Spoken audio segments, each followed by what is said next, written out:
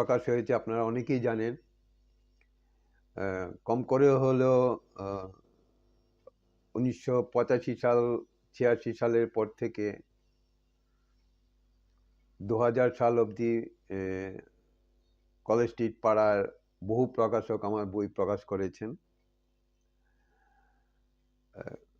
সংখ্যায় অনেক, প্রায় শখানেকের কাছাকাছি। এছাড়াও আমি অনলাইন ম্যাগাজিনে বহুদিন লিখেছি, নানান রকম অনলাইন ম্যাগাজিন। আমার একটা হোয়াটসঅ্যাপ গ্রুপ ছিল যেখানে আমি ফ্রিতে মানুষকে শেখাবার জন্য বিশ্বের চিত্রকলা সম্পর্কে ধারণা দেওয়ার জন্য দুটো গ্রুপ ছিল আমার, একটা আর্ট নলেজ আর একটা আর্ট ডায়েরি। তাতেও আপনারা ফ্রি পিডিএফ অনেক পেয়েছেন যারা যারা ছিলেন। মেম্বার তো কম ছিল না, প্রায় 500-র কাছাকাছির মতো মেম্বার ছিল দুটো মিলিয়ে। তো বছর দেড় দুয়েক ধরে আমি পিডিএফ আর দিচ্ছি না, কেননা আমার লেখা হয়ে উঠছে না। কিছুটা আমি বুঝতে পারছি যে আপনারা অনেকে পড়তেও চাইছেন না। খুব কম লোকেই পড়েন, কিন্তু আগ্রহ দেখান অনেকে। বাস্তবিক পিডিএফগুলো নিয়ে যে কেউ পড়াশুনো করেছেন আমার খুব মনে হয় খুবই নগণ্য সংখ্যায়। ফলত আমার মনে হচ্ছে না যে আমি এই যে পরিশ্রমটা করছি সেই পরিশ্রমটা আদৌ কোনো কাজে লাগছে। আমি তো পয়সা পাচ্ছি না, কেননা আমি ফ্রিতে দিচ্ছি, কিন্তু ওগুলোকে লিখতে গিয়ে তো আমার অনেকটা সময় নষ্ট হচ্ছে, আমার নানান রকম খরচও হচ্ছে।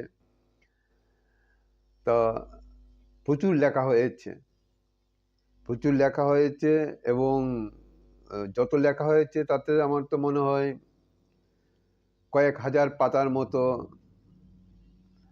বইয়ের, যদি একটা মোটামুটি একটা অভিযানের মতো বই হয়ে যেতে পারে শুধু আর্টের উপরেই। কেননা আমার এটা একটা নেশার মতো, যে মেসিভ স্টাডি করা, শিল্পটা কি সেটা জানা। তো আগামীতে আমার আর্ট ডায়েরিটা আমি একটা প্রকাশ করার উদ্যোগ নিয়েছি নিজে থেকেই। কেন প্রকাশক পাওয়া যাচ্ছে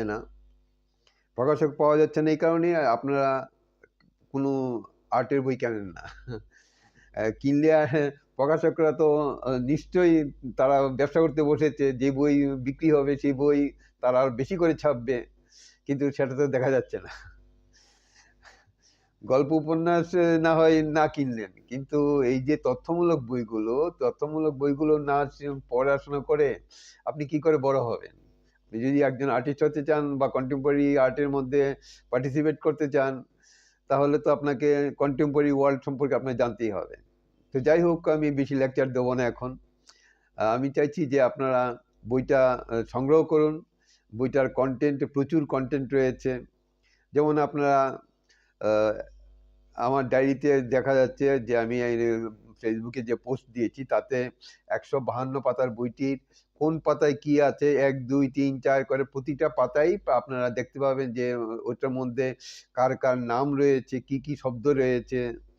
যেমন প্রথমেই একটা পাতা আছে, পাগলামি মানে ব্যক্তির অন্তরে বন্দি পাখার ডানা ঝাপটানো। এটা হয়েছে কি, তখন মার্সেল ডুস্যাম্প জীবিত ছিলেন, একজন মহিলা যার নাম এলসা বন ফেটাগলোরিং গোবেন। কি বিকট এক নাম!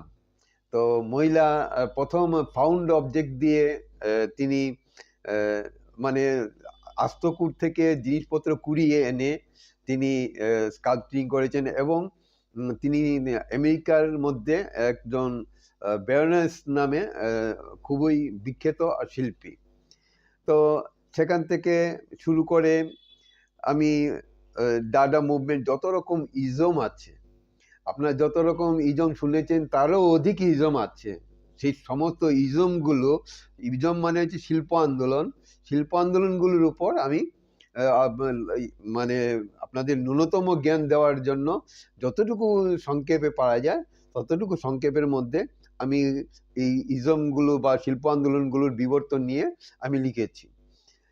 তার মধ্যে মোনালিসা একটা বড় আকর্ষণীয় ব্যাপার সাধারণ লোকের জন্য কাছে। মোনালিসাটা কি? তো মোনালিসা সম্পর্কেও এখানে বিস্তারিত বিবরণ দেওয়া আছে। এগুলো সবই আমার মেসিভ স্টাডি এবং রিসার্চের ফল। এগুলো সব জায়গায় পাবেন না। আছে ইতালিয়ান আর্টিস্টের নাম, আছে স্পেনের আর্টিস্টের নাম। আমাদের বাংলার কাউকে রাখতে পারিনি বা ভারতবর্ষের কাউকে রাখতে পারিনি, তবু আমি শিল্পী মকবুল ফিদা হোসেনেরও কিছু বাস্তবিক জীবন এবং আর্ট নিয়ে কিছু কথাবার্তা বলেছি। কানাডার শিল্পীর কথা আছে, শিল্পের নারীবাদীদের শিল্পের কথা আছে, এবং জেলাটিন বলে একটা গ্রুপ আছে যারা হস্তমৈথুন থেকে বা বীর্যপাত করে কাদামাটির সাথে স্কাল্পচার বানান। এইসব অনেক ব্যাপার আছে যেগুলো খুবই পড়তে যেমন আপনার আনন্দ পাবেন, প্লাস আপনারা অনেক কিছু তথ্য জানতে পারবেন যে শিল্পের বিবর্তনটা করতে গিয়ে মানুষ যে খুঁজেছে শিল্পটা কি এবং জীবনটা কি। শিল্প মানে জীবনের প্রতিফলন, এবং জীবনের প্রতিফলন কোথায় কি হচ্ছে না হচ্ছে, এবং মানুষের মনের মধ্যে কোথায় তার দর্শন, কোথায় তার জ্ঞান বিজ্ঞান, সমস্ত কিছুই উঠে এসছে। এবং আরেকটা জিনিস আপনাদের বলতে পারি, সেটা হচ্ছে আমাদের এখানে অনেকে বলে কপি আর্ট আগডুম বাগডুম, মৌলিক না অমৌলিক, ওই আর্টিস্টের চুরি করা মাল ওই আর্টিস্টের থেকে ঝেড়েছে, এই ধরনের কথাবার্তা আছে।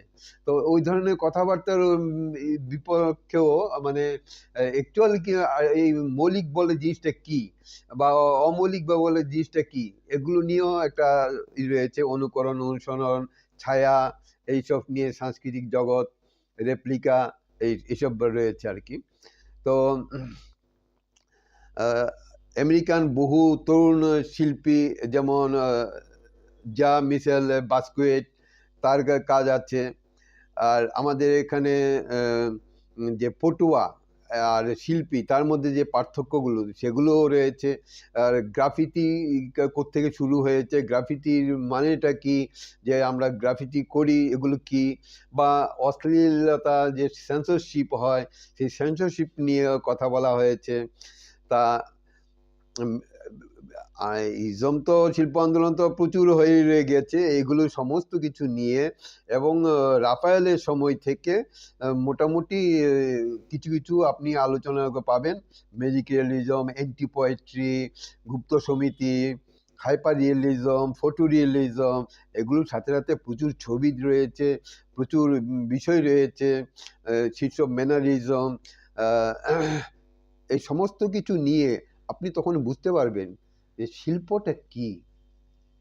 এই সবটা বই না পড়লে, এখানে বইগুলোর মধ্যে একদম সার জিস্ট রয়েছে, কোনো বাহুল্যতা মেদ ফেদ নেই, একদম সার কথাগুলো রয়েছে। এই সার কথাগুলো যদি আপনি জানেন তাহলে আপনার একটা আইডিয়া হবে যে এক্ষুনি শিল্প বলতে কি বোঝায় এবং শিল্পটা কি।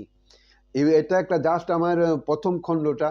দ্বিতীয় খণ্ডের মধ্যে আরও বিশাল কিছু নিয়ে আসার ইচ্ছে আছে, কিন্তু এই প্রথম খণ্ডটার মধ্যে আমি 100 বই মাত্র ডিজিটালে ছাপছি, এবং 100 বই ডিজিটালে ছাপতে গেলে 150 পাতার বই বুক বাই হার্ড বাউন্ড করে যদি আমি চাপি, তখন কীরকম কষ্ট পড়বে আপনারা বুঝতেই পারছেন। তো যাই হোক, তার থেকে বড় কথা, আপনার 1000-2000 টাকা আপনি নানান দিকে উড়িয়ে দেবেন, কিন্তু আপনার এই যে তথ্যগুলো, এই তথ্যগুলো আপনি কোথা থেকে মানে হাজার হাজার টাকা খরচ করে পাবেন না, এটা একদম আমি নিশ্চিত। তা আর বিশেষ কিছু আমি বললাম না, আপনারা মোটামুটি রেডি থাকুন।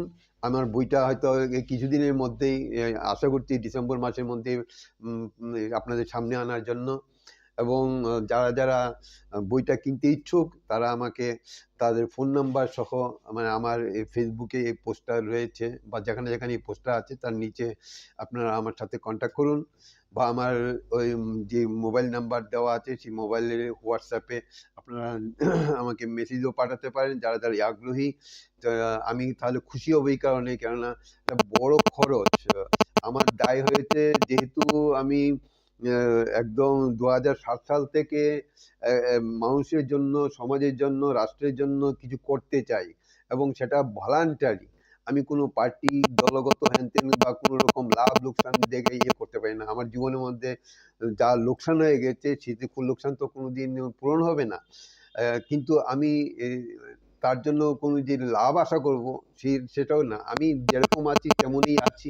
আমি শুধু চাই আপনারা ভালো হন, আপনারা জ্ঞানী হন, আপনারা স্বচ্ছতা দেখুন। এই স্বচ্ছতা দেখাতে গিয়ে আমি ভলান্টারি একটা ইচ্ছে প্রকাশ করছি। যারা যারা আমার সাথে আছেন, এবং তাকে তো একটুখানি পার্টিসিপেশন করে তাকে বইটা যদি না কেনেন, তাহলে হয়তো আমিও পরবর্তীকালে আরেকটুখানি ডিপ্রেশনে পড়ে যাব, এবং অর্থ দিয়ে সাহায্য করার মতো বা এরকম কাজ করার মতো থেকে আমি বিরত হয়ে যাব। Thank you. নমস্কার নেবেন সবাই।